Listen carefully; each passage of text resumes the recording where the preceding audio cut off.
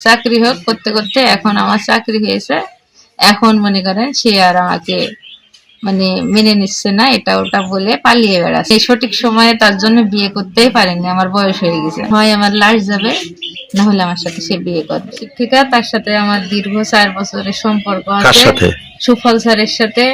কিন্তু তিনি আমার ফোন আর রিসিভ করছেন না, এটা দেখে আমি তার বাড়িতে গত সন্ধ্যায় চলে এসেছি। কিন্তু আমাকে তার বাড়িতে পৌঁছানোর সাথে সাথে আমাকে ধাক্কা দিয়ে ফেলে দিয়ে পালিয়ে গেছে।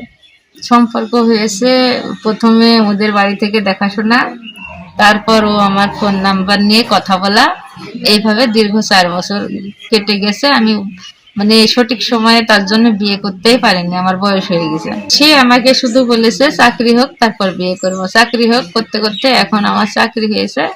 এখন মনে করেন সে আর আমাকে মানে মেনে নিচ্ছে না, এটা ওটা বলে পালিয়ে বেড়াচ্ছে। চাকরি হোক করতে করতে এখন আমার চাকরি হয়েছে। এখন মনে করেন সে আর আমাকে মানে মেনে নিচ্ছে না, এটা ওটা বলে পালিয়ে বেড়াচ্ছে। এই কারণেই আমি মানে বিয়ে করার জন্য তার সাথে একবারে চলে এসেছি। আমার এতে আমি হয় আমার লাশ যাবে, না হলে আমার সাথে সে বিয়ে করবে। গোপালনগরে। আর এদের বাড়ি? চেঙ্গাড়া। মোবাইল ফোনে অর্ধেক রাত কথা হতো, আর দেখাশোনা অনেক জায়গায় হয়েছে। সেটা মনে করেন এদিকে ওদিকে ঘুরতে যাওয়া, আর আরো যা যা হওয়ার দরকার তাই তাই হয়েছে। আমি আর কিছু বলতে চাইনি, এই বলে সংক্ষিপ্ত বক্তব্য। আর এবারে হাই স্কুলের ঠিকানা প্রচার করে পুলিশে একই বিচার যাবেন যখন মুখ না আছে নেবে। জি, আমার স্কুলের স্যার ম্যাডাম সবাই আমার সাথে এক বুঝেছেন। সেটাই তো।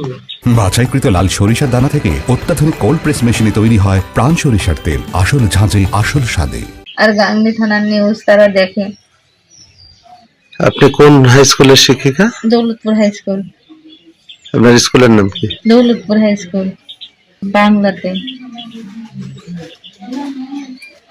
নাম কি? ভালো নাম। সালমান। আপনার এখন দাবি কি? আমি এর সাথে বিয়ে না করে যাবো না।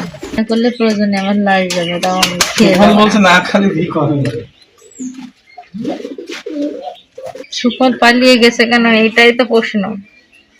যে তার যদি ভয় না থাকে পালিয়ে গেল কেন? সে বলবে যে বসে থাকি, আমাকে কি করবা করে নাও। তো নাই। এরা তো এখন বলবেই, বলেন মানে বাঁচার জন্য বলবে না।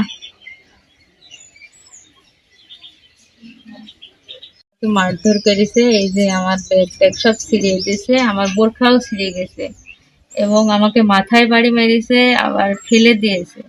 সব মেরে ধরে মনে করেন আমার মোবাইল কেড়ে নিয়ে, মোবাইলে যা ছিল সব ডিলিট করে দিতে। মোবাইল কে নিল?